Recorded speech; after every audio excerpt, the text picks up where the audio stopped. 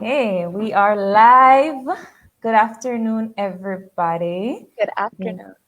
Welcome to our third live stream, Third live or stream. third live stream. Um, we're gonna be discussing the Battle of St. George's Caye. Happy 10th to all our Belizeans here and abroad, and we hope you enjoy our little presentation. Yes. We are your hosts. I'm April. And I'm Sylvia. And on behalf of Heritage Education Network Belize, we're very appreciative of you being here with us today. So, Yep. All right. We want to wait a little bit for some people to tune in while we're just going to be discussing what we know and what we don't know. Good point. Hi, Sherry. Wonderful. All right. And as the title says, we will be engaging with more of the historical and archival accounts on the Battle of St. George's Caye. And this live is based on the essay by Howard Humphreys, The Battle of St. George's Caye. And this can be found in St. George's Caye, The Birthplace of a Nation. This is an ISCR niche publication that came out back in 2010. It's a pretty small booklet. It has 3 essays that talk about the events leading up to the Battle of St. George's Caye, the archival accounts of the battle, and the archaeological work that has been conducted at St. George's Caye in more recent times. So yeah, we'll be engaging with that reader. Awesome. Yes, and for any of you that want it, we will be able to make it available for you. But you can also look for it at the Belize History Association website, Yes. and also at ISCR and the National Library. Is that right, Sylvia? Yeah. ISCR has copies of their publication. It is also available at, well, the Belize History Association, I think, either has it on their website or will be able to put it on their website very soon. And if you haven't checked out the Belize History Association website, please do so. It's belizehistoryassociation.org, and they have quite a collection of resources based on Belizean history. So it's a very nice, engaging website. So yeah. Yes, there are a lot of publications and articles available on Belizean history. So the resources are there as well. Yeah. All right. Well, I think we can go ahead and begin our presentation. Yeah. Let's do it. Yeah, please tune in. So, why is the Battle of St. George's Caye a memorable piece of history? Why are we celebrating this event? Why are we talking about it? I think one of the things that we have been discussing for a really long time is I think it gives us a little bit of nationalism representation. You are Belizean, you all automatically have that Belizean pride when it comes to this particular event. And Belizean history is still very segmented, I think. I think that there are very blank pages in our history still yet being researched. And so having this event kind of establish Belizeanness and Belizean pride, I think that's one of the reasons why it's so memorable for us. Okay. I think your point about our history being very segmented is super important. I once heard a quotation from a historian that says history sort of loses its applicability or its essence if it's not tied into other events that are occurring at that time. And I do agree that for large areas of our history, it is written from one very narrow perspective. And there is a lot of room for growth Yes. to incorporate other perspectives into our historical narratives. And that has implications to, current themes of nationalism, nation building, and sort of the very essence of how we see ourselves as Belizeans and what Belizean identity or that Belizeanness is. But I think the Battle of St. George's Caye is also in a way not engaged with enough. I think Belizeans really don't know a lot of the events that Right. occurred 222 years ago. And what I like about this reader is that it gives a really good account of the historical occurrences, and this is all evidenced by um, archival research. So what it goes through and really explains is, you know, the battle itself Yeah. and the tactical approaches that occurred to allow the British to win the battle. And I think what is important and also irrefutable is that the events surrounding this day gave way to nation building Yes. for Belize. It is sort of the building blocks or one of the building blocks of what became the British colony of Belize and where we eventually, gained our independence from. So I think that is super important as well. Um, Yeah. and whether or not the story is complete, whether or not all perspectives are represented in the Battle of St. George's Caye in the way that we currently engage with it, it is irrefutable that the battle and its outcomes eventually gave way to Belize being a British colony, a crown colony. So, Absolutely. And I think that when it comes to this particular point in history, it wasn't the most grandiose event that would make it, you know, the ideal building block. Obviously, we had a lot of work to do after, mhm, but it's a crowning achievement for Belizean. You know that we're not talking about something multicultural. We're not talking about something multi-ethnic. We are sticking to what makes you Belizean.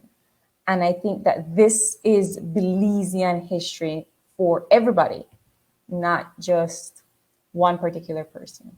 yes, So, and that there are also other important aspects of Belizean history that are yet untold or properly engaged with, and that there's a whole lot more room for discussion. And I think one of the themes that are surrounding the 10th of September is, and this was highlighted also in the official celebrations and in that live that occurred before the official celebrations. Um, One of the questions was um, whether the Battle of St. George's Caye occurred and the reasoning behind celebrating it. And I think here we are going to discuss the reasons why it occurred rather than um,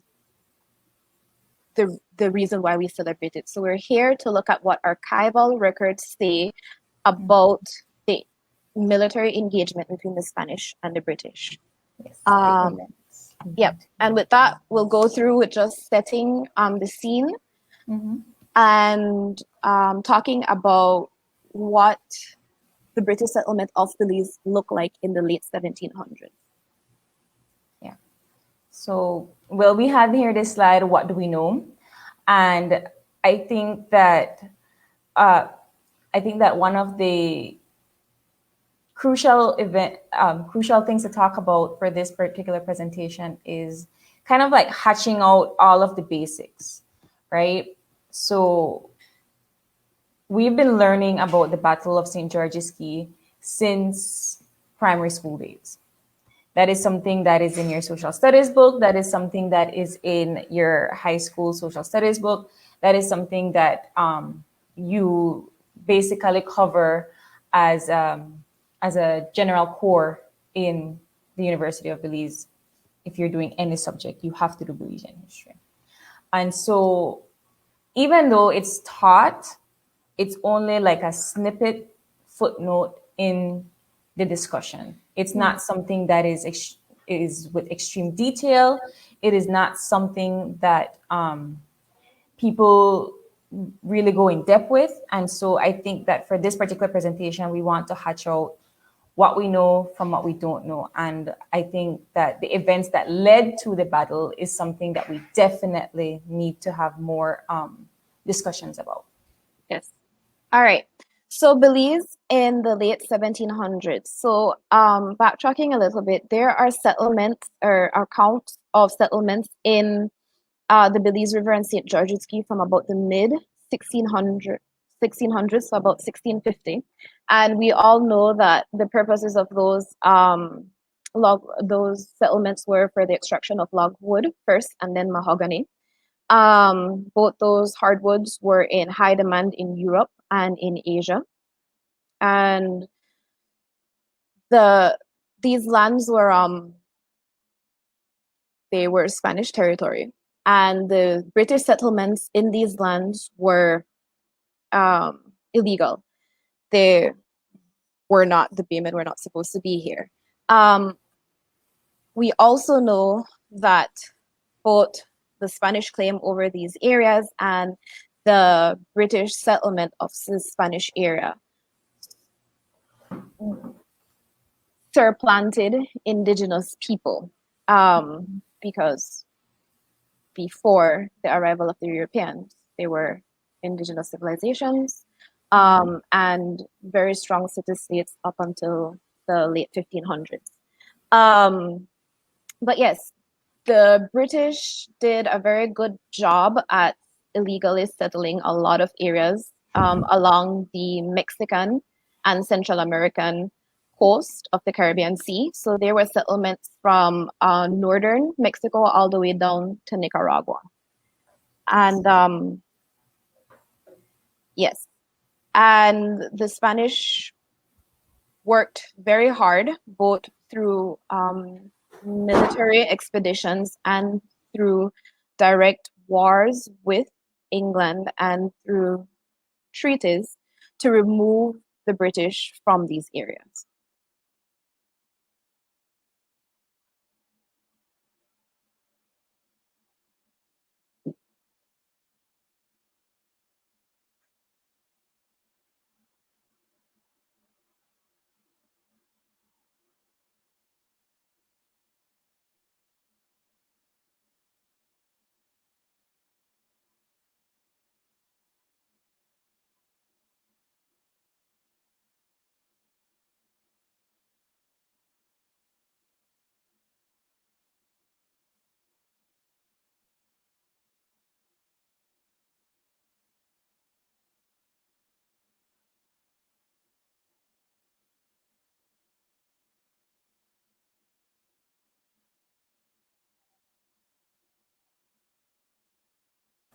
So just to piggyback a little bit, Sylvia,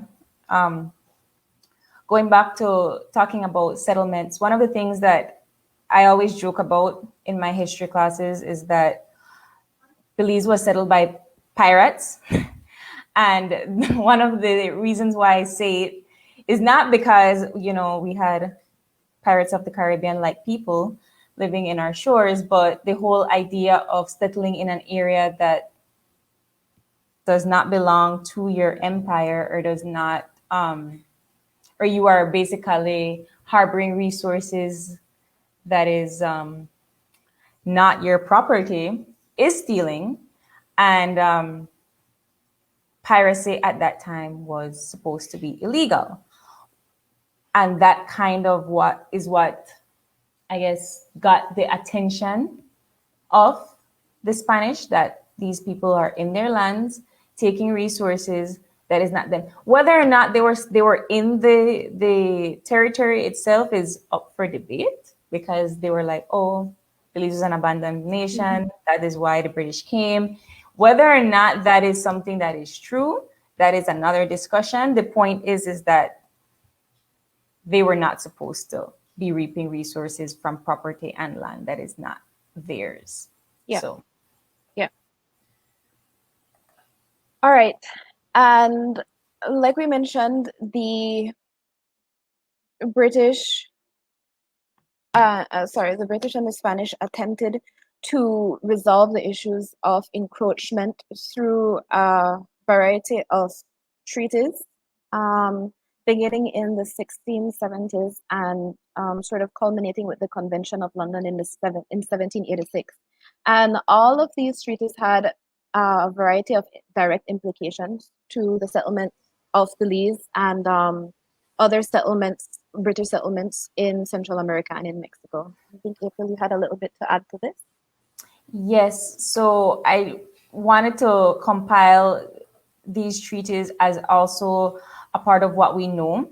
This is something that we discuss more thoroughly when we talk about topics like the Guatemalan dispute, because this is what basically would give us Belizean territory that over Guatemala. But we don't necessarily talk about it when we're discussing topics like the Battle of St. George's Caye, which is very important because these treaties came about for the same reason that British English settlers were taking resources from Spanish territory.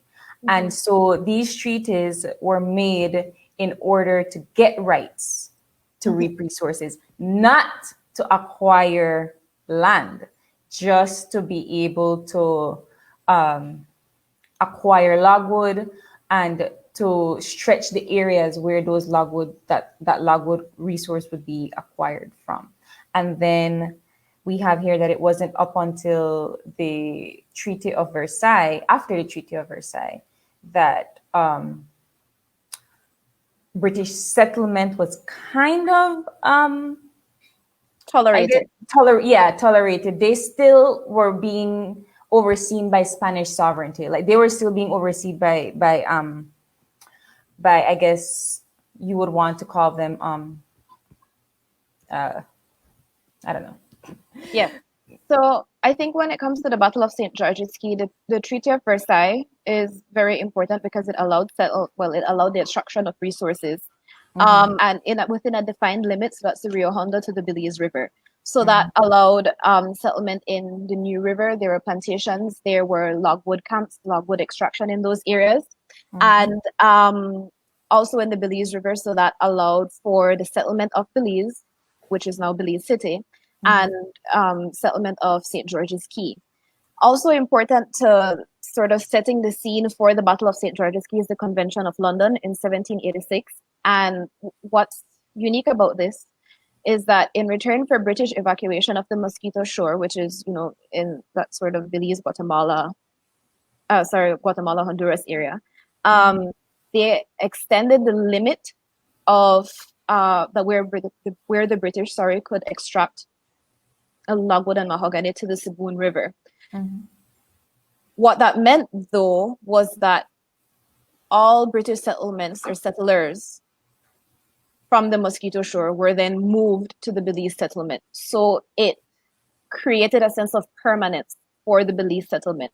The settlement grew from 700 people to it had to grow to be able to take in over 2,000 persons from the Mosquito Shore. And we're talking about men, women, children, enslaved people, and people that were indigenous to the Mosquito Shore who chose, for whatever reasons, to resettle in the Belize area. So we're seeing a more permanent settlement in Belize right before the Battle of St. George's Caye. This is about a little over 10 years before the Battle of St. George's Caye occurs.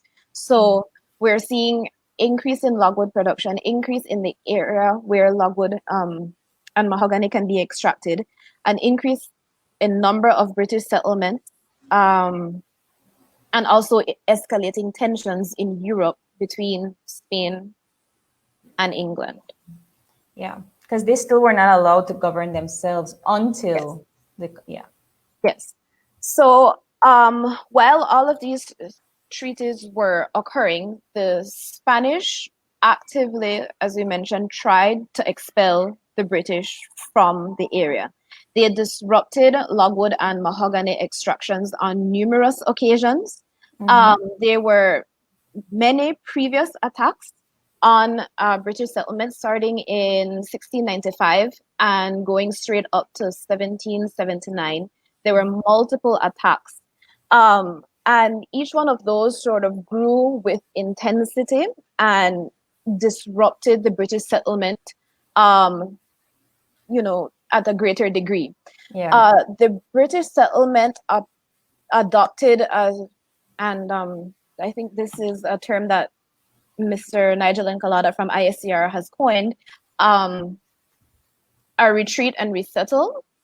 Yeah, a retreat and return strategy. Retreat and return, strategy. In that when the Spanish attacked, they would retreat from their settlements.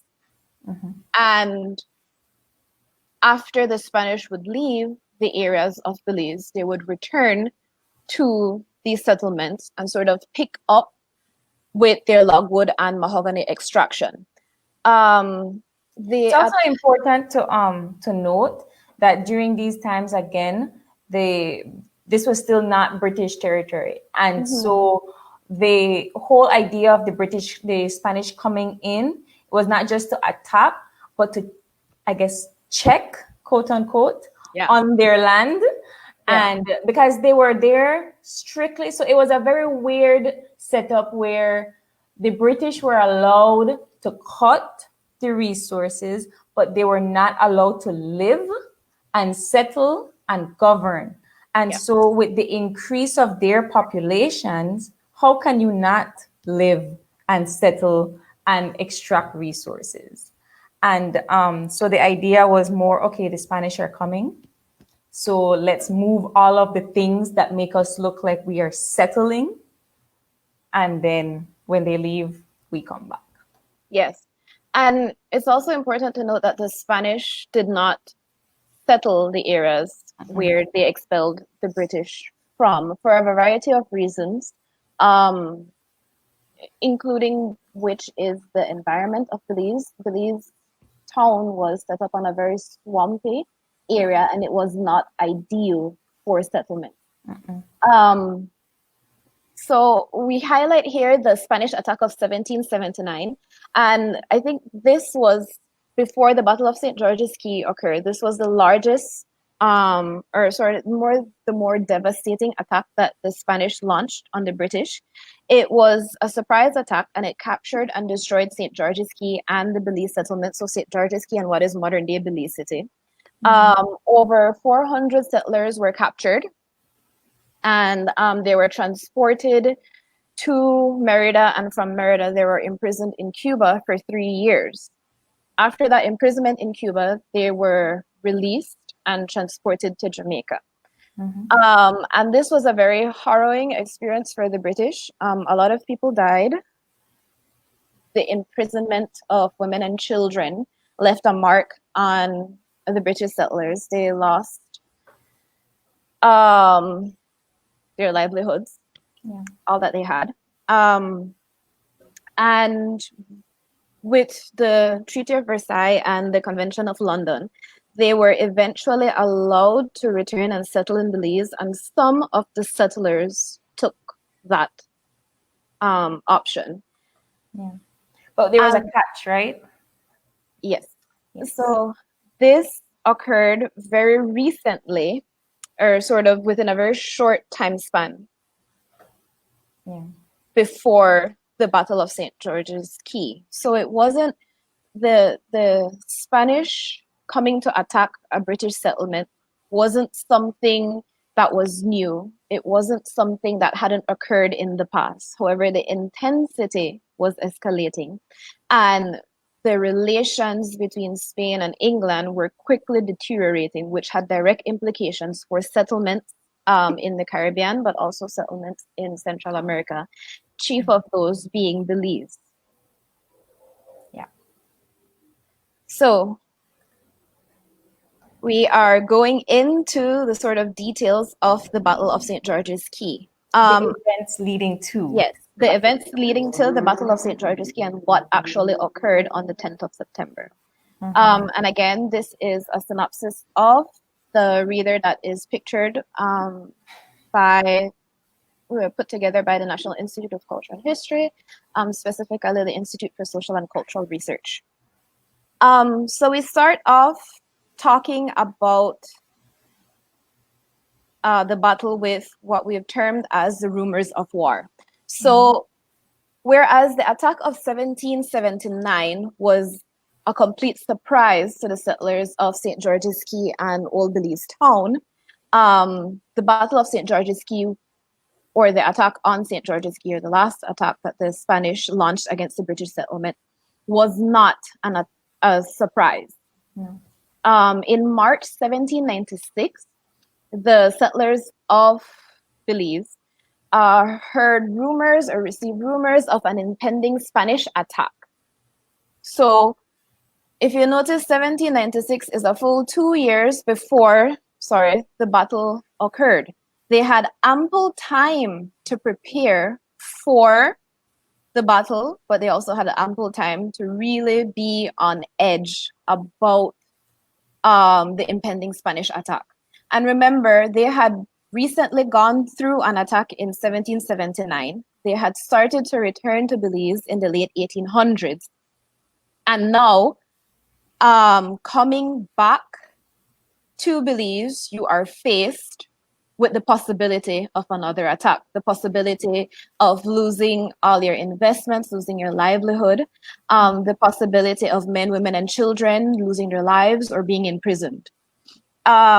This rumor would eventually culminate in the Battle of St. George's Caye on the 10th of September, 1798. So it took a full 2 years and 6 months of uncertainty, of preparation, of petitioning the British government for support, of preparations for an impending attack before the Battle of St. George's Caye actually occurred.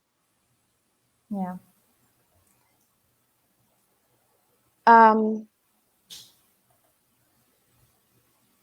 And we go on to the 19 months of preparation.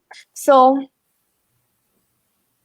after the British heard of the possible attack that might come, they, in 1797, almost a full year after, sent a memorial to the governor of Jamaica. The memorial was an account of what they were experiencing, or an account of the possibility of an impending attack by Spanish forces. And they also requested aid from England through the governor of Jamaica. This occurred in January. Now, while they sent out a letter, they did not get an immediate response. The response did not come until September of that year. While waiting for that response, the Baymen constructed fortifications and they made barracks in anticipation of aid that would be sent from Jamaica. So the idea is, while we're waiting, we cannot be exposed to the possibility of a Spanish attack. So let us make fortifications, and because they were sure that England would help, when aid arrives, we need to be able to house these soldiers and put them somewhere. Yeah. So they built fortifications and they built barracks.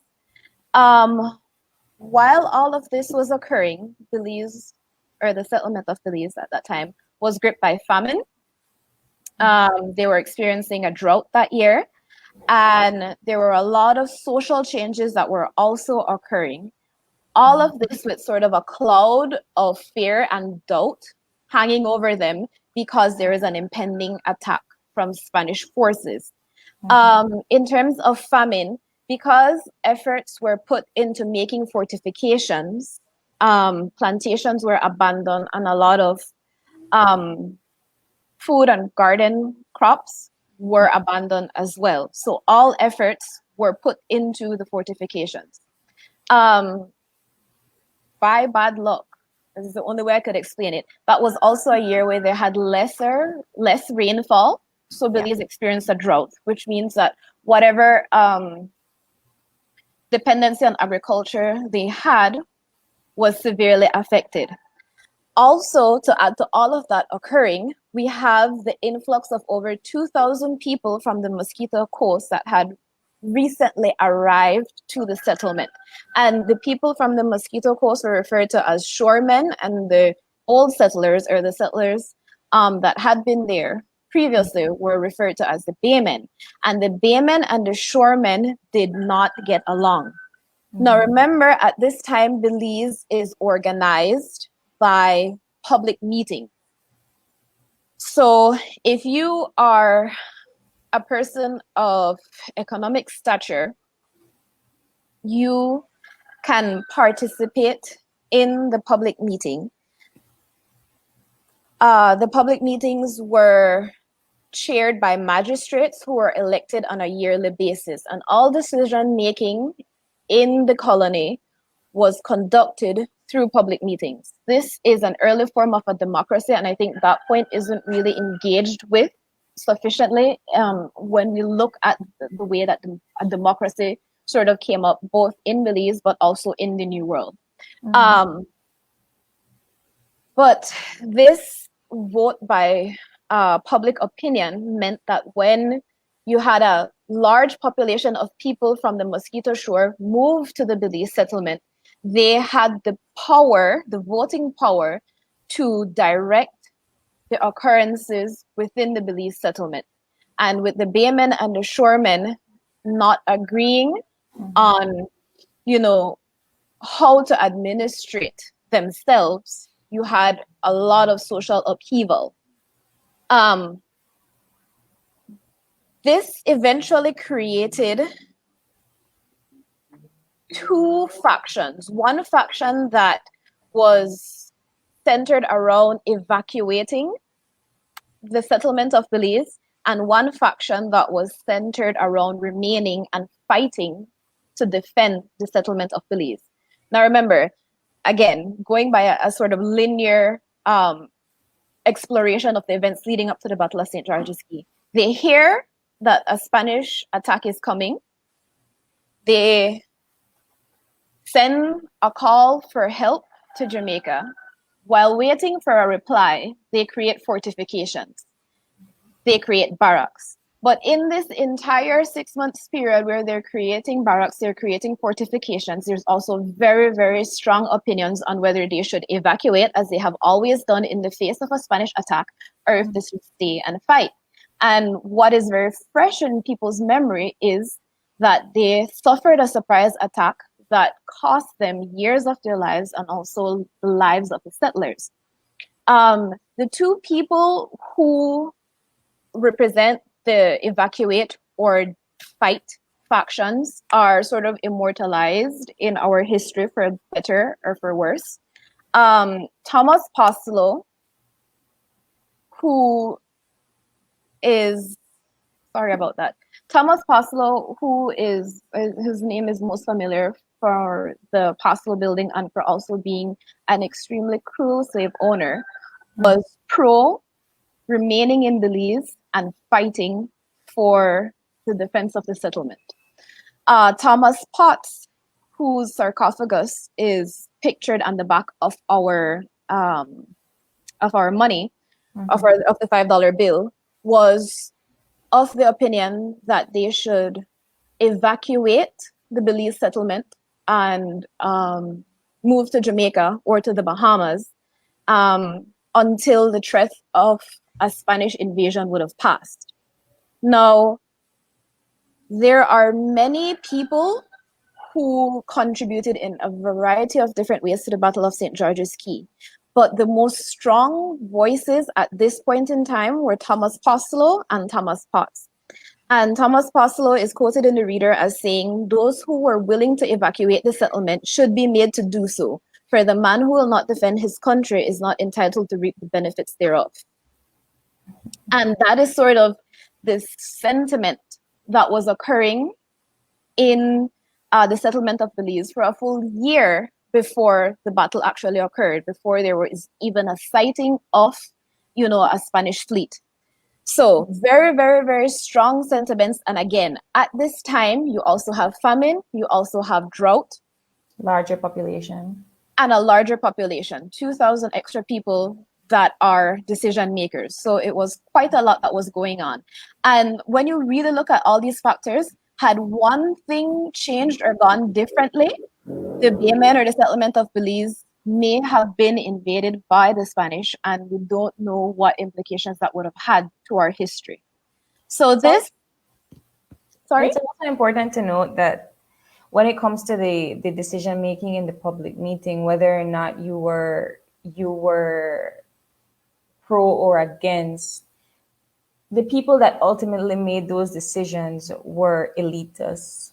Yes. And people that were growing the economy at the time. So whether or not however you feel about this particular moment in time, yes, it was not a fair, quote unquote, democracy. Well, let's be honest, democracy isn't fair nowhere in history, in present. So when we talk about this particular public meeting, there were a lot of voices to be heard. And I think at the end of the presentation, we have the names of those that contributed highly in this event. But Thomas Paslow, Potts, they were both drivers of the growth of economy in the country, in the settlement at that time. So they weren't the only ones that had a say, but they were the ones that, I guess, with the loudest voice or the loudest economic growth, the larger pockets, if you will. And that's why their voices were heard over the others. Yes. And again, this is all based on archival documentation and archival documents. So while we do acknowledge that there are other people, what is written in the resources that were cited by this essay speak directly to Thomas Poslow and Thomas Potts, and their very different stances toward the approach that should be taken in the face of an impending attack. So all this social upheaval is happening, all these very, very strong positions against either evacuating or remaining and fighting for the settlement of Belize. This all culminated in a public meeting on the 1st of June, 1797. So it was the largest public meeting recorded to date. Mm-hmm. And on the 31st of May, there was the first public meeting, and that meeting resigned that they would have a second meeting on the 1st of June to decide whether they were going to evacuate or to fight. Mm-hmm. So the question was so important that they postponed the meeting to the following day so that they could have a dedicated space to resolve the question of remaining or fighting. So that public meeting occurred on the 1st of June, 1797. It occurred at 9 o'clock in the morning. The place was the courthouse near the mouth of the Belize River, so on the Belize settlement, not on St. George's Caye. And it is titled as the public meeting of the inhabitants of the Bay of Honduras. The question to be decided upon was whether this meeting do consider it most for the interest of the community at large to continue to carry on defense operations, for the keeping possession of the settlement, or to determine upon a general evacuation. The result of that meeting was that it was decided upon that the inhabitants of the Bay of Honduras would remain and defend the settlement of Belize. 94 people voted at that public meeting. Yeah. 51 against, 65 in favor.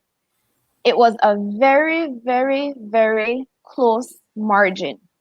14 votes swung the majority toward remaining and defending the settlement of Belize. And again, when you look at all the events leading up to the battle, to that confrontation, had this public meeting, had the vote swung in the other direction, there would not have been a defense of the settlement of Belize. There would have been an evacuation.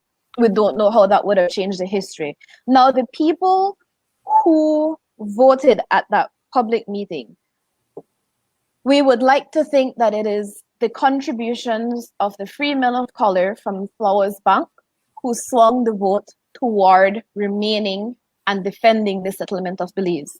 Now, these were, I believe, 14 people from the Flowers Bank and Belize Valley area, of which 12 were free men of color who paddled all night and arrived, yes, at the public meeting and cast their vote in favor of staying and defending the settlement of Belize. And when you think of people in our history who have made a change or made that contribution, the Flowers Bank 14 are without doubt and without question some of the more important names that are discussed. It kind of says a lot about the social structure of our settlement during that time, because we like to think that it was always the colonizer or the English, and that's why this particular fact is so crucial for us to understand, that 12 men of color came and said, we're going to fight for this, for whatever their reasons were, that they wanted to come and cast their vote. That made the difference. Well, we are giving that perspective. That is our personal view of that public meeting. Yes. So again, we go back to the social issues that were occurring before and those very strong voices to either remain or to evacuate. So the public meeting swung the vote in favor of remaining. So that was set. At that point, the settlement of Belize decided that we were going to stay and we're going to fight. Or rather, a very slim majority decided that. So while the public meeting created a very strong stance to remaining and defending the settlement, it did not mean that the people who were pro-evacuation were suddenly in favor of remaining. It meant that those sentiments still continued, those issues between those two very strong factions still continued. However, there was a commitment to stay, a commitment that was ultimately seen through and culminated with the Battle of St. George's Caye.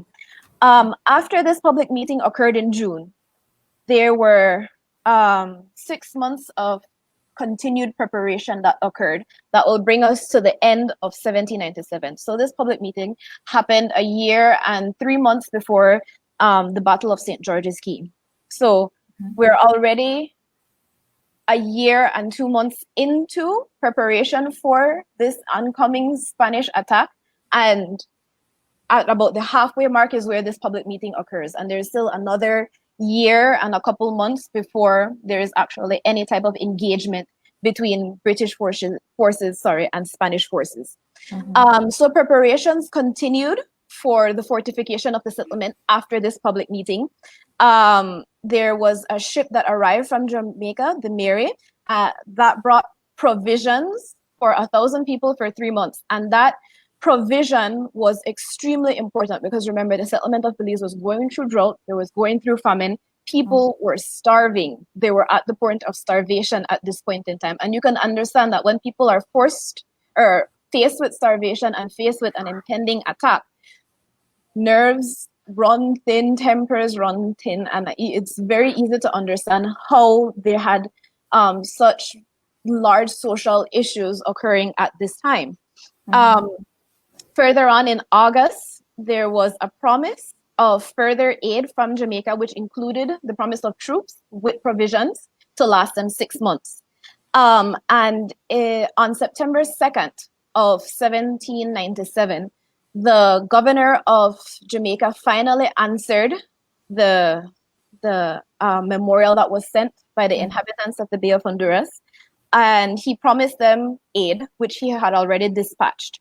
So this, I think, bolstered the settlement a little bit. However, I think the number of troops that arrived and the provisions that arrived from Jamaica were helpful. However, they were not enough, not nearly enough to face the manpower and ships that Spain was amassing, and it was not enough to sort of quell the fears of the settlers, and it was not enough to properly feed or provision the settlers.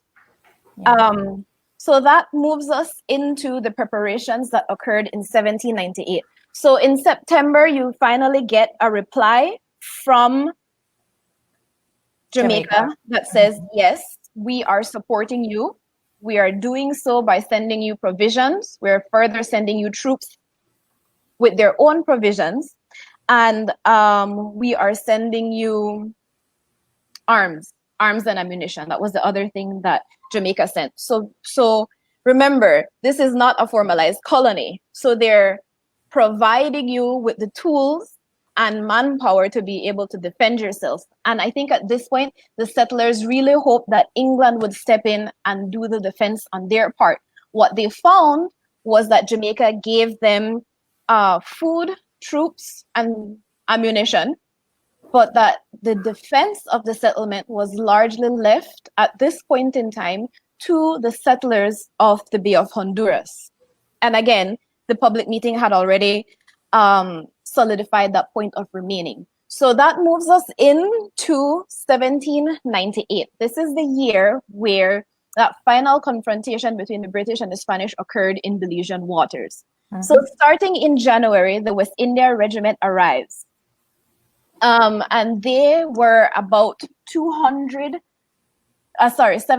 troops with ammunition and with food supplies. However, the food supplies that the West India Regiment arrived with was only for a period of 6 months, so January to June. The battle occurred in September, so July, August, September, they had already gone through 3 months of dwindling provisions. Yeah. Now, the promise of troops is helpful for defending the settlement. However, what that also means is that at some point in time, the settlers had to feed these troops, and that was very difficult to do on dwindling resources. Barracks were built by the settlers to house the West India Regiment at Newtown. And today in Belize City, you have an area of Belize City called Newtown Barracks. And that is how sort of the history of what occurred then is still very applicable to our reality of, Belize and Belize City. The other thing that occurred in January that was really important is that a lookout boat was dispatched to sit outside the barrier reef. So the idea is, boats were on the reef and they were playing I Spy with My Little Eye. I Spy with My Little Eye, Spanish ships. And they did not know what direction the Spanish would have been coming from. They assumed it was going to be from Campeche, but it could have easily been, from Cuba as well. So the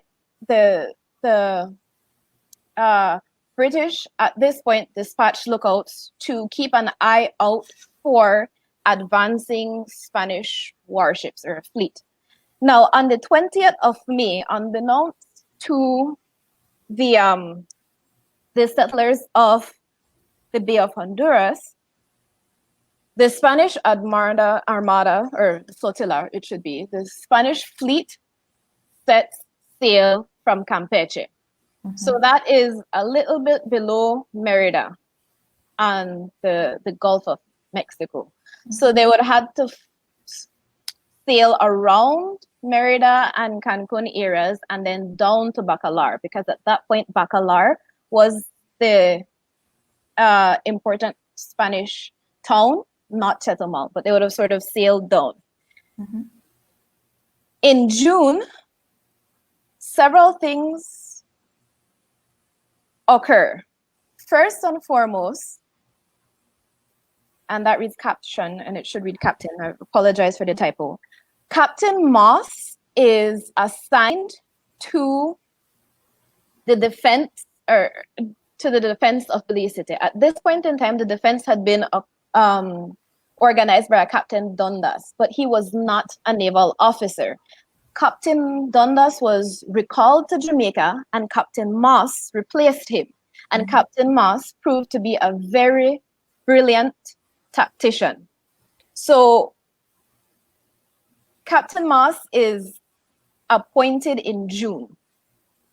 The battle occurs in September. So he had July, August, and September, barely 3 months to solidify support of the baymen and the shoremen, to solidify the tactical plans for the defense of the settlement, and to conduct drills, to continue constructing further defenses. So one of the important things that he ordered was the construction of gun flats. So these were boats that would have been rowed by about 25 persons, and they would have each had a gun on them. So he constructed 7 of those, and that would have included finding the resources, the wood, the willingness of the baymen, the assigning guns, and that sort of detail. But he constructed those 7 additional gunboats. He also strengthened the defense plan for the settlement of Belize. And one of the major things that he did was several reconnaissance to the areas, the waters in front of Belize City, to see what are the strong points and what are one of the weakest points. And that's something that had not been done prior. And again, if that had not been done, it is quite possible that the settlers would not have been able to properly defend their position.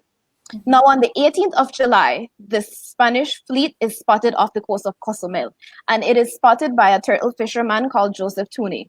So this guy was on a boat outside of the reef where there are giant waves, and he was the lookout. And on the 18th of July, he spotted the armada. So this is a month after it had left. Now, this armada was still traveling down toward the Bacalar area where they were going to pick up troops. However, because of this guy's, amazing skill, he was a seafaring man. He was able to spot the armada by the 18th of July. So it gave the settlers sufficient time to enact their defense plans, because they knew it was impending. They knew the ships were coming. On the 20th of July, there was a public meeting, which was a call to arms for settlers. So, they reported that they had seen the Spanish ships. They called the settlers and basically enacted their defense plan through a public meeting. Another very key thing that Captain Moss did was, on the 9th of August, he ordered all buildings on St. George's Caye to be destroyed. Now, St. George's Caye was where the first inhabitants had their houses. It was always sort of seen as an area that was, where the elite lived. And this was in front of Belize, the Belize settlement, Belize town at that point. It cost the infrastructure that was destroyed was very expensive at that point, at that time. However, the settlers made that commitment to destroy the buildings on St. George's Caye because they did not want to afford the Spanish a position from which they could launch attacks to Belize City. That was another very brilliant tactical plan by Captain Moss. On the 20th of August, Thomas Potts wrote a letter to the governor of Jamaica petitioning on his behalf and on behalf of the 52 persons that had voted to evacuate. He wrote a letter petitioning that they be allowed to evacuate. So you can see that right up until the eve of the battle between the Spanish and the British, there were still factions within the settlement who were pro-evacuation and who, by all intents and purposes, were creating problems for the people who were committed to defense of the settlement. So there was dissension within the settlement. And that is something that Captain Moss addressed very, very swiftly and with very strong words. And of course, he had to go to the public meeting and address this to the magistrates at the public meeting. Captain Moss also was he worked very well with the superintendent of the colony of Belize, and that is a position that was resurrected for the defense of the settlement. So I think all of these factors, the preparation, the ability to have spotted the fleet prior to their arrival, and very important tactical moves such as mapping out the strengths and weaknesses of the barrier, the sea, creating gun flats and destroying the buildings at St. George's Caye, and sort of really wrangling the dissent within the settlement. All of those things allowed for a more stronger and unified tactical response to the Spanish attacks. Yeah. So now we ask, who were the Spanish that were coming to raid or to sort of destroy the settlement of Belize? The Spanish fleet was described or self-titled as Una Magnífica Expedición. So it was seen as a magnificent expedition to remove these British settlers on Spanish land, or these upstart British people on Spanish land. The fleet was captained by Field Marshal Arturo O'Neill Tirón, and he was governor and captain general of Yucatan. He had 32 vessels. Of those, 14 were for fighting, 7 and the remainder were for transport. These 32 vessels were manned by 5,000 sailors, and they bore 2,000 troops. And there was a reserve land force in Bacalar that was waiting to be transported to the Belize settlement once they had captured the Belize settlement. So it was clear that the Spanish fleet, and it took them over 2 years to do this, amassed a lot of ships, a lot of manpower, a lot of troops and reserve troops to eradicate the British settlement and then to maintain what they had eradicated. Now, wars are expensive. Wars are expensive. No matter which side you are on, wars are expensive. Yes. And now we move on to the British forces. So who were the people who were responding to the Spanish fleet? And really, the only way I can describe this is sort of a ragtag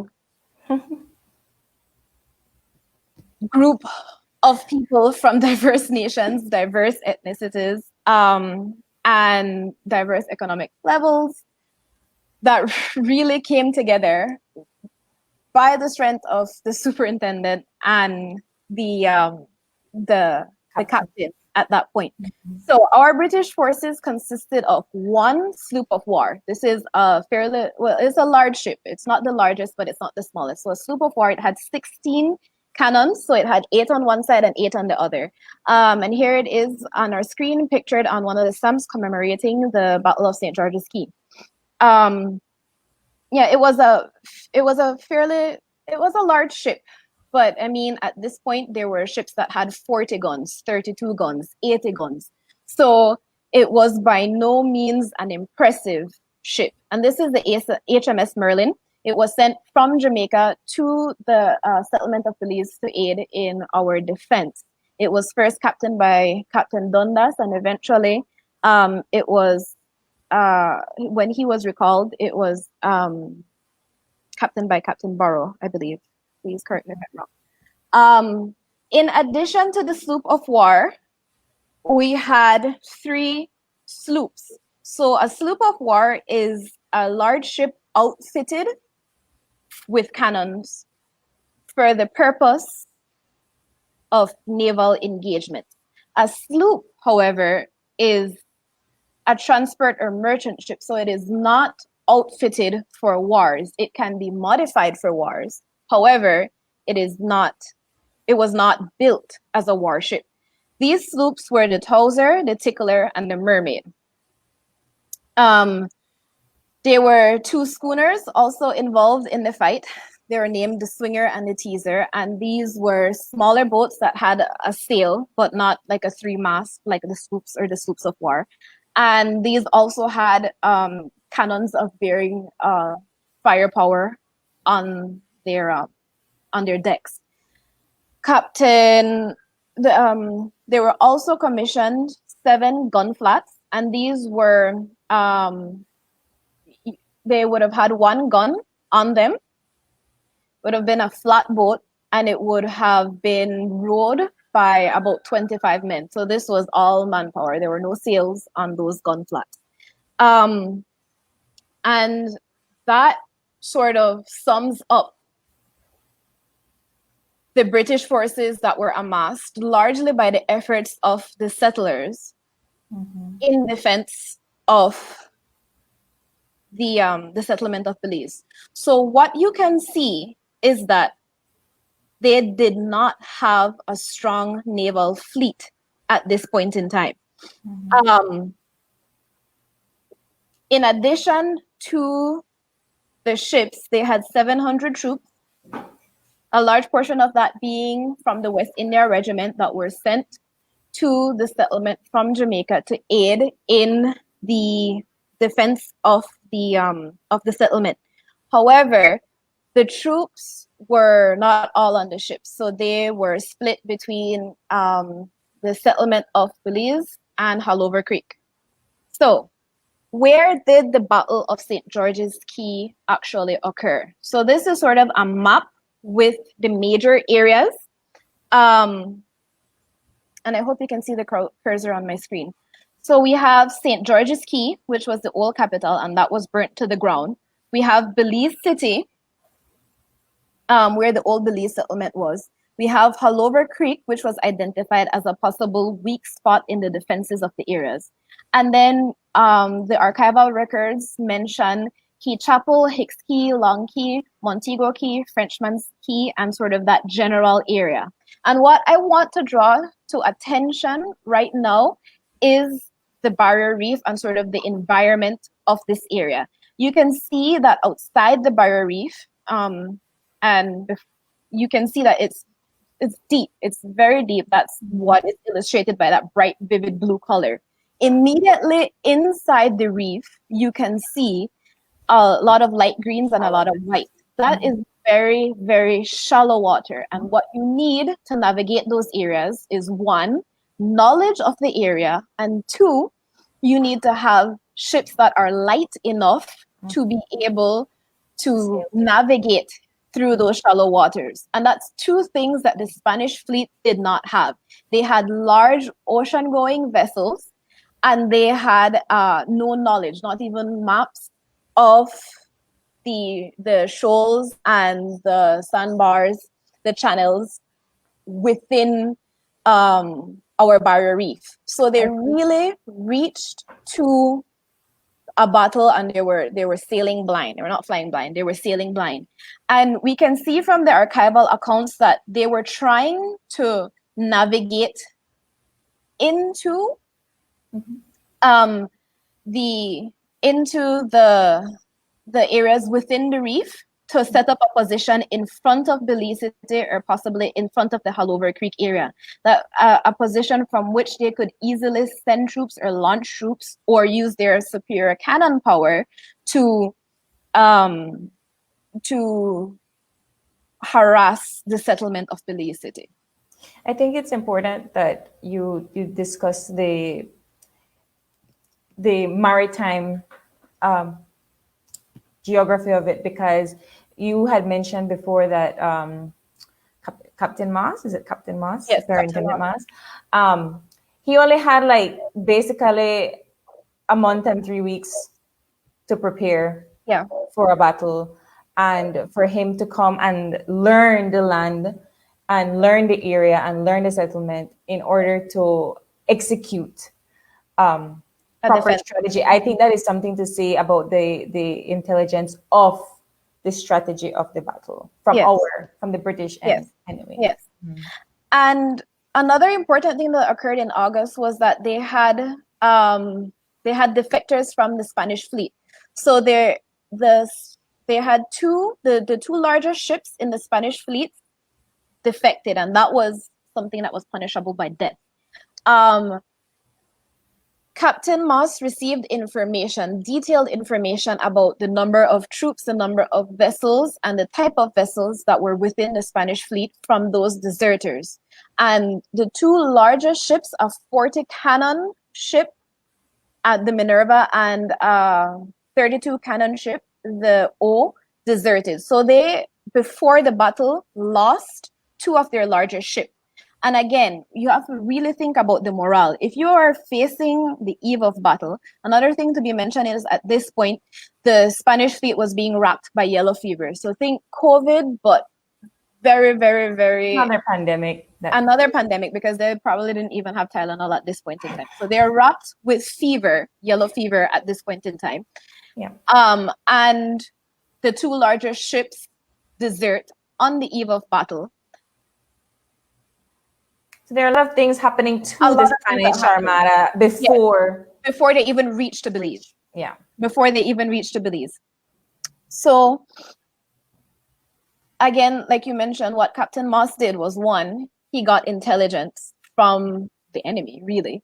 And two, he had mapped out all of these areas between St. George's Caye, Frenchman's Caye, Montego Caye, and seen, okay, there are 32 large ships. Where can they enter? And where can my small fleet make the most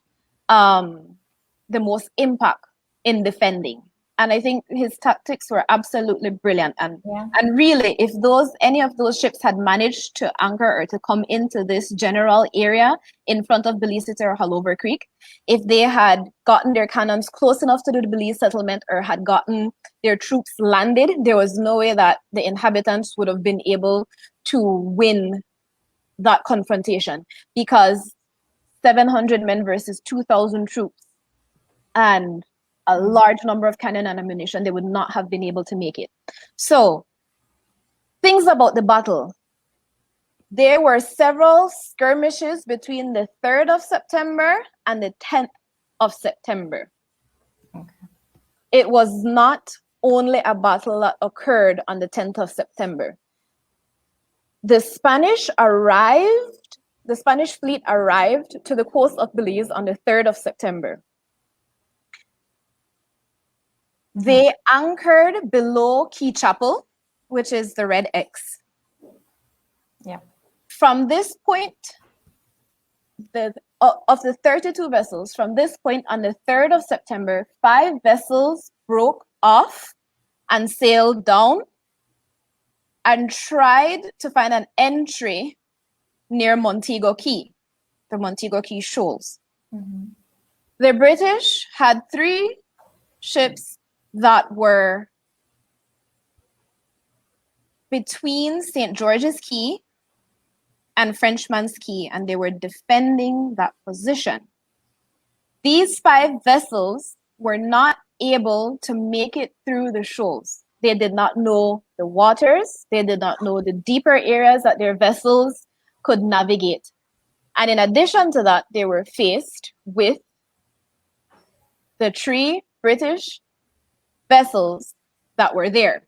Mm-hmm. Now, in a situation where you have shallow water, the British vessels had an advantage because they could navigate where the Spanish vessels could not. Mm-hmm. Another advantage would have been that from a near enough distance, the British vessels would have been underneath the level of the cannon fire. So they rendered the cannons useless. Another thing is, because of the topography, the vessels could not all come in one line. The vessels had to come one in front of the other to try and navigate the shoals, which means that they met with the British defending forces face on rather than broadside. And if you notice, a lot of these cannons on the ships are on the broad side of the ship. You basically were in a situation where the Spanish had ships that were too large and too clumsy to navigate the area, and it rendered their cannons useless. They attempted, at the end of the 3rd of September, they retreated back to Caye Chapel. On the 4th of September, they attempted again to find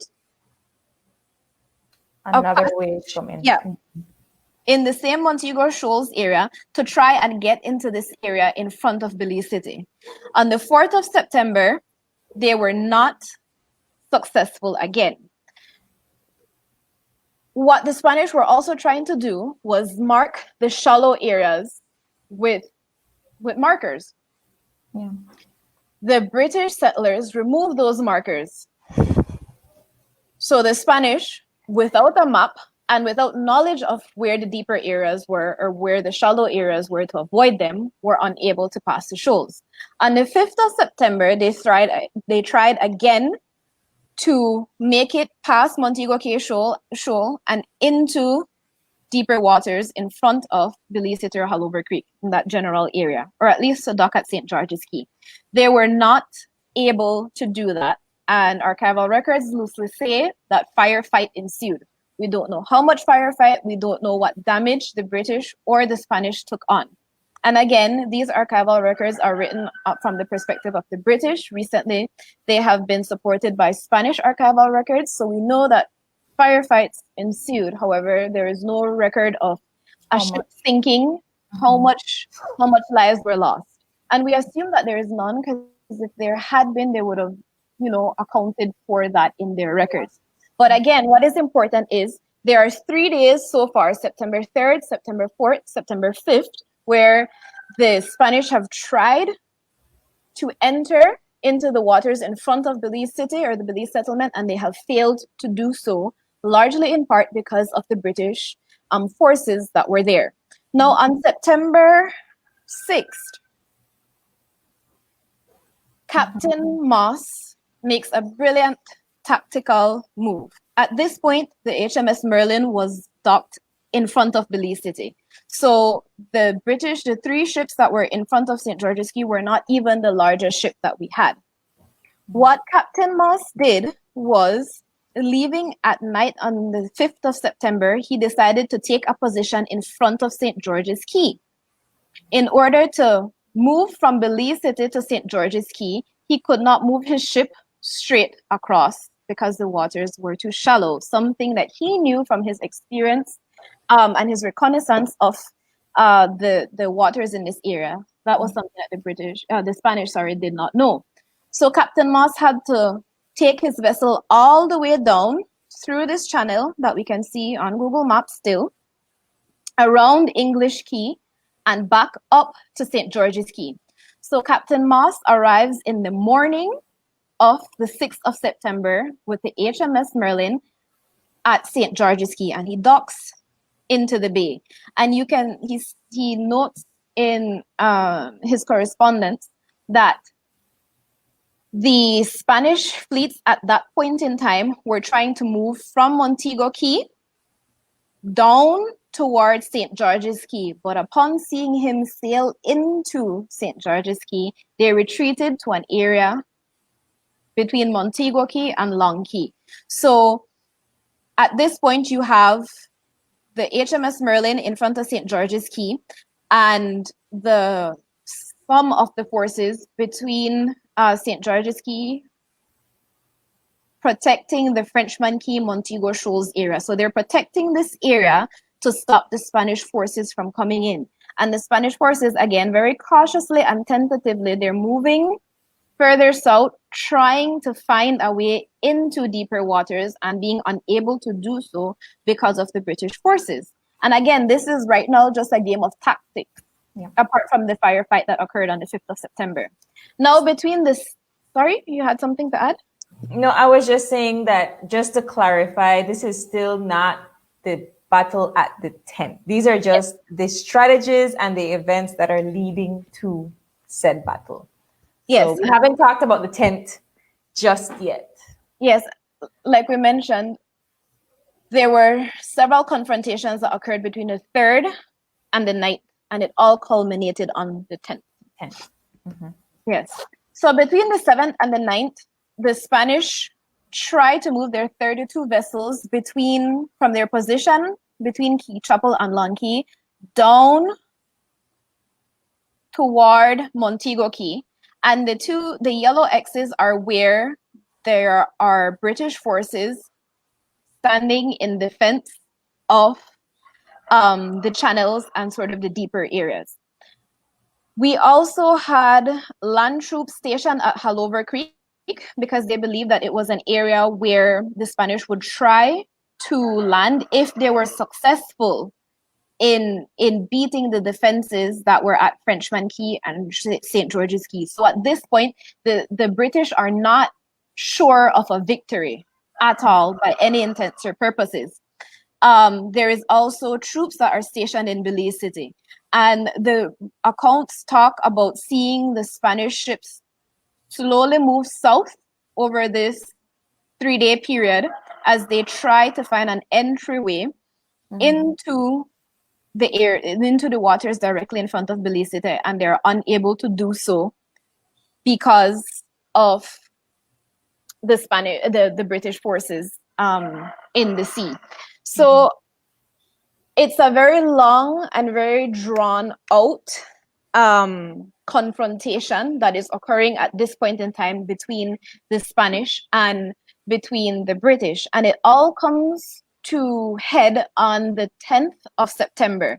So what we see on the 10th of September is a defensive position by the British and a very large offensive move by the Spanish. So on the morning of the 10th of September, 14 Spanish ships moved down from Caye Chapel, from this Caye Chapel area, and they come sort of in front of this general area in front of St. George's Key in these shoals. Around midday, 9 ships break off to engage the HMS Merlin, the other schooners and sloops of war. At this point in time, the British forces had sort of a defensive position anchored by the HMS Merlin, where they are trying to cover as many of the weak points in their defenses as possible. Around midday, these 9 ships engage the British forces. The battle lasts for about 2 hours, according to the accounts in the essay. Yes. What that means is that cannons are fired by the Spanish and by the British. There are no accounts of deaths within the British forces. There are no accounts of deaths in the Spanish forces. There are accounts of masts and ships being damaged. However, there are no accounts of a ship sinking because of the battle. Yeah. There is a quotation that I extracted from the essay, and it reads, "For the cannonade being distinctly heard and a certainty of an engagement having taken place, it became impossible to restrain the eagerness of the colonial troops, who, possessing canoes, dories, and pit pans without thought or retrospect of those left behind, hastened with impetuosity to join their companions and share in their danger." That is how certain accounts represent the battle that was occurring, or that occurred for 2 hours, and the eagerness or the zeal of other colonial troops to engage in battle. Now, this is very easy to romanticize. And at this point in time, we're not saying that this was an expression of patriotism. We're not saying that this was an expression of commitment to the settlement of Belize. We're saying that one record of this area that was written from a white British perspective states that colonial troops using pit pans and dories paddled out in an attempt to engage the Spanish for whatever reason. After those 2 hours of firefight, where Spanish ships were damaged but none of them were sunk, they retreated back to Caye Chapel. And that is the end of the Battle of St. George's Key. Well, they stayed. The Spanish stayed till about They stayed 5 up till more about the days. 15th. Yeah. So at the end of the 10th day, toward the evening, the British fleet wanted to continue chasing the Spanish fleet that were anchored at Caye Chapel. However, Captain Moss stopped them from doing so and insisted that they remain and protect both St. George's Caye, Belize City, and Halover Creek. You are right in saying that the Spanish remained at Caye Chapel. They remained until the 15th of September. On the morning of the 16th of September, some ships were seen headed northwards and others were seen headed to the direction of Bacalar. What is of note is that after the 10th of September, the Spanish no longer tried to engage the British, and the British no longer tried to engage the Spanish. The British remained in a defensive position until they saw the Spanish fleet leave on the 15th of September. Well, on the morning of the 16th. The essay does talk about the British visiting Caye Chapel and finding a lot of graves and a lot of people that were buried, and they attribute that to yellow fever within the ranks of the Spanish fleet. So yellow fever was decimating them at that position at that time, and the Spanish were already at a weakened position tactically. They had low morale because of desertion, and they had low morale because they were ill from yellow fever. So again, after the events of that 2-hour exchange of cannonade between the British and the Spanish in front of St. George's Caye, the Spanish retreat to Caye Chapel. They stay there for 5 more days, and the fleet disbands and moves away from the settlement. And that marks the last engagement between British and Spanish forces in the territorial waters of Belize. Eventually, that gave way into the establishment of Belize as a colony and then a crown colony. Eventually, that gave way to self-government and independence. So when you look at the factors that allowed for Belize to be a British colony and sort of develop the way it is, that engagement between the British and the Spanish in the month of September of 1798, and the fact that there was no further engagement between a Spanish fleet and a British fleet, and that was the last time that the settlement of Belize or settlement of Caye Caulker faced, St. George's Caye, that was the last time that settlement faced a Spanish attack, is important, because Spanish attacks had been happening for over 100 years at this point in time, and this was the last time that an attack of that nature occurred. It's also like it gave way for freedom of government building, because without the Spanish over their heads, they felt free to establish proper governance after this. I notice you have up here the names, the titles of the people that I think this is important to show to our audience, because whenever we think about the Battle of St. George's Caye, we only give regards to the elitists, the captains, the top ranks that were in the public meeting, Thomas Paslow, Thomas Potts, and we put the names based on the essay, right? Based on our source, that this was the Flowers Bank 14. I noticed that a lot of people in our comment section are asking about them or talking about them. And just to clarify, yes, it was 14 of them that came. 12 were free men of color. And we believe this is the vote that swung the decision to stay and fight for this settlement. So I think I'm just clarifying this for those in our audience. And then also to clarify for one of our for one of our viewers. So if you could put back the slide with the name of the document that we are using this information from, just so that they can view it and see it. Sorry, it's a bit far away. It's fine. It was, yeah. There we go. Yeah. So we're getting it from this essay. It's like 6 pages, not even. So this 5 to 6 publication, pages. this publication is called St. George's Caye, the Birthplace of a Nation. It was published back in 2010 by ISCR, and it's 3 essays. One of them talks about the events leading up to the public meeting. The second narrates the Battle of St. George's Caye and sort of the occurrences before and after that were influential on the result of the battle. And the last essay talks about the archaeology of St. George's Caye that is occurring, because we have archaeological research that occurs there every summer. So it's 31 pages. It was published in 2010 by ISCR, and it's a really easy reader. I mean, it's not very dense.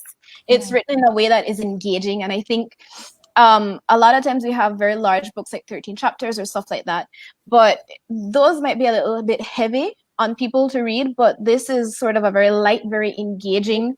It's formulated like in the form of essays based on the editors.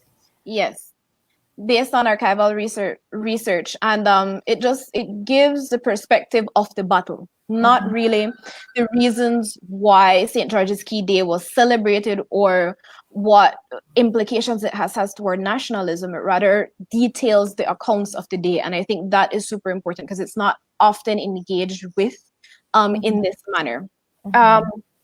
And while you were talking about names, April, I think I'll just go ahead and read out the names, and I hope I don't make too many errors with pronunciation. But there are a lot of people that contributed to the Battle of St. George's Caye, and a lot of names that we don't say enough when we think of Belizean history. And while there is room to discuss the Battle of St. George's Caye in a more diverse ways, we're engaging with the occurrences of the battle for today, and in the future we'll bring other discussions to you that take a more dynamic approach in situating this in the occurrences of sort of that larger history of Belize. But for now, we'll go through the names of the people who from this essay we have gleaned, and I'm sure there are others that are not mentioned. But for the Flowers Bank 14, we have William Cross, David Dawson, George Raybon, Joseph Smith, James Hercules, Caesar Flowers, William Flowers, John Dawson, Thomas Robertson, Joseph Tooney, who is the turtle fisherman, William Pinder, William Scott, George Grant, Adam Flowers. Captains who fought at the Battle of St. George's Caye, the people who captained the Towser, the Tickler. We have Asa Hosmer, Matthew Gleston, who was an American. We have Thomas Poslow, who is extremely controversial in the history of Belize. We also have Thomas Potts, that although he did not fight at the Battle of St. George's Caye, he was an important voice there.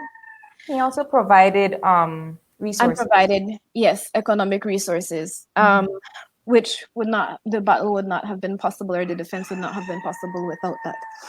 We have Captain John Ralph Moss, who saw the battle through. We have Major Thomas Barrow, who was the superintendent, and we have Lieutenant Thomas Dundas, who was the first captain of the Merlin. And although he didn't see the battle through, because he was recalled to Jamaica, he did a lot of the preliminary preparations for the battle. And we acknowledge, of course, that there are so many other men, women, and children whose names have been lost to history, but whose perspectives are not forgotten, and that we hope to engage their perspectives in the future. And now I guess that brings us to the end of the presentation, and we open up the floors to any sort of questions or clarifications that may have been needed. And once again, we emphasize that this is just a synopsis or a discussion based on the essays that were provided in this reader. And again, the Belize History Association, belizehistoryassociation.org, should have up this reader either now or in the near future. And it can also be found in libraries or at the Institute of Social and Cultural Research if you are interested in hard copies. I am not sure if it's still in print if you are interested in buying, but again, ebooks, safe papers, and are always with you. So yes, and just to clarify, it's all based on others' archival research. Yes. So this is not a primary source. This is a secondary source that was like a compilation of other primary sources, and this is just our.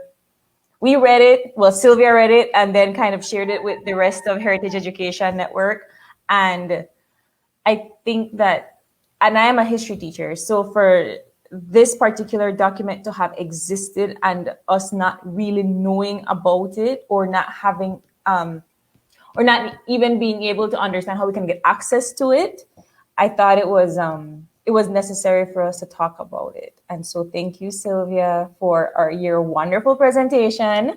You want to pull up your thank you slide so that we can thank you properly? Well, also thank you to Nigel Encolada, Howard Humphreys, who's the mayor of Dangrega, if I'm not mistaken, James Garber, Jaime Awe, Lauren Sullivan, Felicia Pelaya, Lauren Byrne, the Emery King collection for the illustrations on the front cover, and just everyone who made the publication possible and this reader accessible to us. Because without them, we would not have a reader to engage with.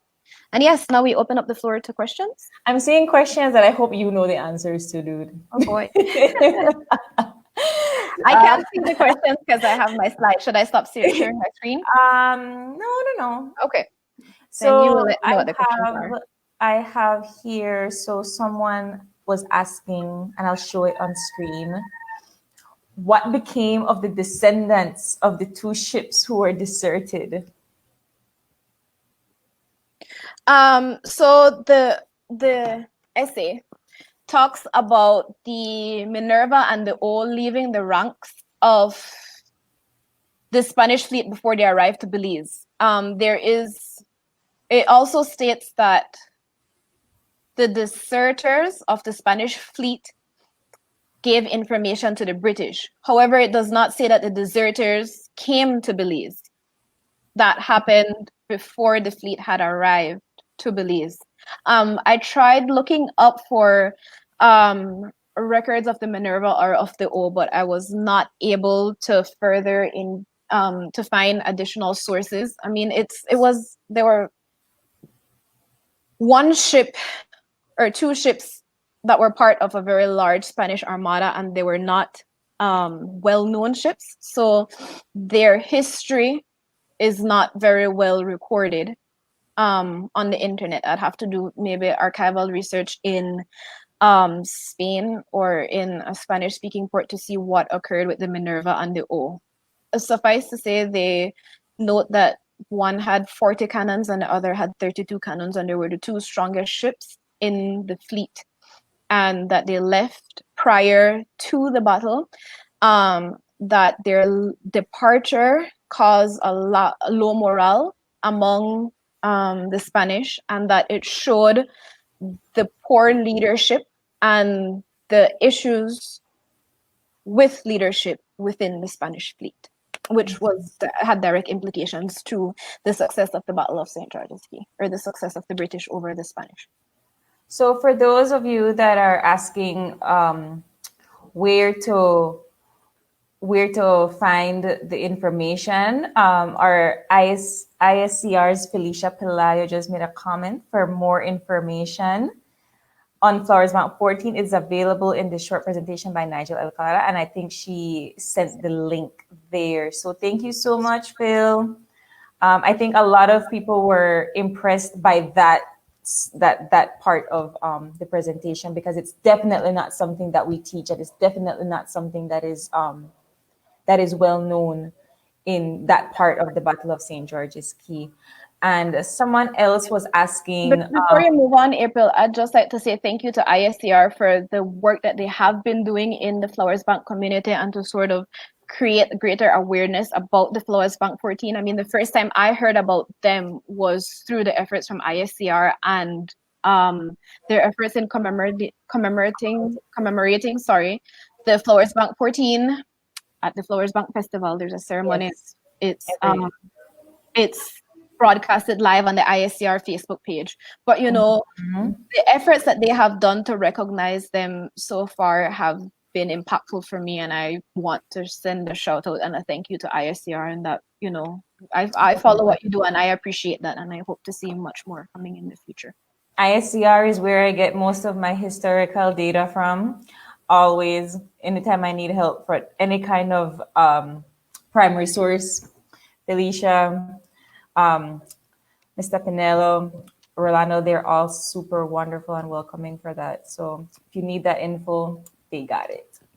There was also another question. I don't know if we have the answer to this, but why was the key named St. George's Key? I do not have an answer to that. It wasn't in the reader, but I assume it was named after King George. No, because it's St. George's Key. I do not know, but I will get that answer. And we have a discussion happening in our Heritage Education Network event for Yes. this live. Yes. So we can post that answer in there when we do research and we find it. Early names are Caye Cocina. Well, so I do not know enough about it. I'm sorry, but I will learn. We will find out. We will find out and be able to answer that question for you. Thank you, though. Okay, so somebody else has said evidence of a long-standing encounter between Spanish and British is clear. A short St. George's Key battle is the main argument to deny a battle happened. I actually kind of like that question because when we were discussing doing this presentation, Sylvia and I were talking extensively about the marketing of the name or the name itself, because when you did this presentation, we get into the details of the battle. It was for 2 hours. We wanted to discuss more about the events leading to and the strategies and the tactics leading to this battle. History is very much romanticized by anybody that writes it or the person that is presenting on it or reading about it. And one of the things that occurred to us is, I guess your idea of a battle is subjective, and that's my perspective on it. Sylvia has a different take about calling it that. But denying that a battle happened wouldn't be the correct answer, because there was confrontation. There were cannons fired. There were 2 opposing ends of a situation that they were trying to fight for a piece of territory. So I don't know if you want to call it a battle, but I don't think that the confrontation at St. George's Key sells stickers properly. I don't know. Sylvia? I think I would say to that whatever you want to call it, if it's a battle, if it's an engagement, if it's a skirmish, what is important is that there's a fleet of 32 vessels representing Spain and a fleet of 14 vessels representing the British settlement. There was engagement with fire fighting, and that was the last time that the Spanish attempted to engage the British in that manner, and that this brought to an end over 100 years of confrontation between these 2 countries surrounding St. George's Key and Belize settlement. You can call that a battle, you can call that a skirmish, you can call that whatever based on the definition of how many people or the length of time that there was that confrontation. But I think that the important parts are that this was a strong tactical maneuver by the British defenders of their settlement. And I think it is extremely important that the result was that there was no more attempts of this nature by the Spanish to the Belize settlement or to Caye. I choose to refer to it as a battle, but other people might have technicalities about that, which is okay. But I think the importance goes beyond how we refer to it. And I also believe that the importance, that there are other factors that are equally important to the history of Belize that aren't engaged with. But give us some time, we'll get to that. But insofar as military action at sea between the British and the Spanish for the settlement or for control of the settlement of Belize. This was extremely important, both because it was the largest. It took a lot of preparation, and because it was the last time. However, it was not the most devastating. The most devastating was definitely the attack of 1779. I think that, yeah, I agree with you. And I also want to go back to when we talked about what makes this so memorable for our history. It not only defined our national structure, but it defined everything else after. If you want to think about it in a very like hypothetical way, what if the Spanish won?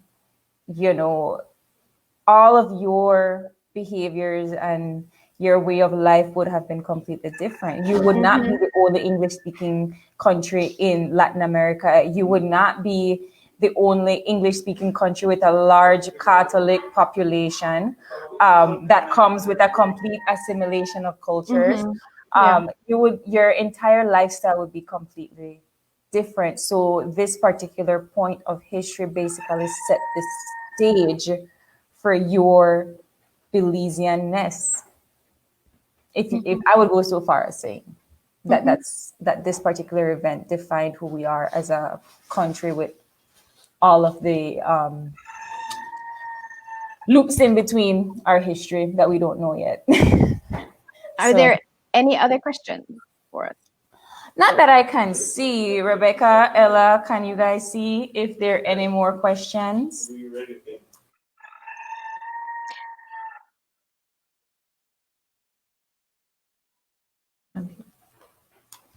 All right. So I guess if there are no more questions, we would like to thank you on behalf of Heritage Education Network Belize for tuning in on this fine Thursday afternoon. I know that we can't be parading and carnivaling right now, and we can't do Soca Fest right now, and we can't do all of the things that would make our September celebrations, I guess you want to say hype. But thank you so much for tuning in and for choosing to spend your afternoon with us at Heritage Education Network, please. And we'll see you guys soon for our next live on September 16th? 18th. Where we talk about, yeah. I'm sorry. We will have Lynette with us from the Institute of Social and Cultural Research, and she'll talk about intangible cultural heritage and sort of what that is and how they're engaging with it and how we can greater engage with it. So look out for our live and look out for additional discussions with this video in our event page or in our Heritage Education Network community. Will answer that question about St. George's Caye. And thank you for challenging us on that one. I am an archaeologist, and my forte is neither history nor nor colonial. None of us are. We are prehistory, pre-contact archaeologists. Yes. But we tried, and I think it was wonderful, Sylvia. Well done, honestly. Thank you. You too. We can talk archaeology all day, but history and archival research is a bit more challenging for us. So we'll look into that. But again, that's all important things that Belizeans should know. Like, why is the name of the first capital of Belize Kikaker? St. George's Caye. St. George's Caye. You need to go to Kikaker. I keep thinking Caye Cocino and Caye Caco. I keep thinking in Spanish, and it's not working out at this point for me. But I'm thinking of both the name of the keys in Spanish because I'm thinking of the early Spanish documentation of both of them. Yeah. And I'm getting confused with them. But yes, thank you very much for joining our live. Enjoy the rest of your holiday. Happy 10th once again, and we will see you guys on the 18th of September. Bye.